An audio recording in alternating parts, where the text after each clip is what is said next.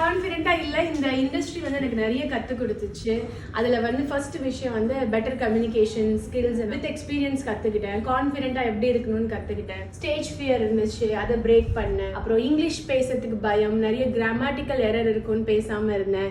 அப்புறமா வந்து online class எடுக்கும்போது வேற வேற கண்ட்ரீஸில் வேற வேற சிட்டிலேருந்து வேற வேற லாங்குவேஜ் பீப்புளுக்காக வந்து இங்கிலீஷை பெட்டர்மெண்ட் பண்ணுறது நிறைய இங்கிலீஷ் படம்லாம் உட்காந்து பார்த்தேன்.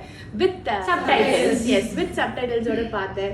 இப்போ வரைக்கும் தமிழ் படம் சப்டைட்டில்ஸ் தமிழ் டைலாக் என்ன கீழே எழுதுறாங்கன்னு படிச்சுட்டே இருக்கேன். இப்போ வரைக்கும் வந்து இந்த ப்ரொஃபஷன் எனக்கு நிறைய கொடுத்தது. அதில் கான்ஃபிடென்ட்டாக இருக்கிறது வந்து ரொம்ப டாப் மோஸ்ட்னு சொல்லலாம். ஆக்சுவலி நான் உங்களை ரொம்ப தேங்க் பண்ணுவேன். ஏன்னா மேக்கப் இண்டஸ்ட்ரி வந்து அவ்வளோ ரெஸ்பெக்ட் இல்லாமல் தான் வெளியில் எல்லாரும் பார்க்குறாங்க, இதை பற்றி தெரியாதவங்க. ஆனால் நீங்கள் இதுக்குன்னு ஒரு ஸ்டாண்டர்ட் செட் பண்ணியிருக்கீங்க. இது வந்து ரொம்ப ப்ரொஃபஷ்னலாக, வெரி ப்ரொஃபஷ்னல், ரொம்ப கரெக்டான வேலை நீங்கள் இதை கொண்டு போகிறீங்க.